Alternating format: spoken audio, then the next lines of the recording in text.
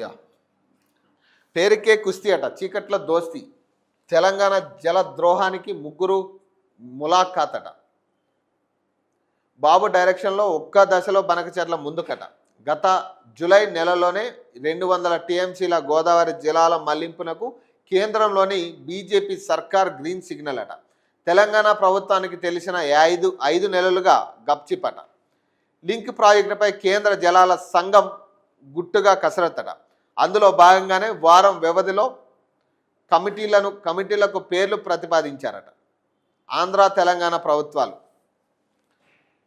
ప్రజల దృష్టి మళ్లించడం కోసం నామమాత్రంగా సుప్రీంకోర్టులో కాంగ్రెస్ సర్కార్ పిటిషన్ అట బచావా ట్రిబ్యునల్ అవార్డు వాటాలోనే 200 టీఎంసీల నీటిని మిగులుబాటుగా నిర్ధారణట ఎగువ రాష్ట్రాల నీటి హక్కులకు పట్టించుకొని కేంద్రం అట గుట్టును మాజీ మంత్రి హరీష్ రావు బయట పెట్టగానే సుప్రీంకోర్టు కేసును తెరపైకి తెచ్చిన ఉత్తమట.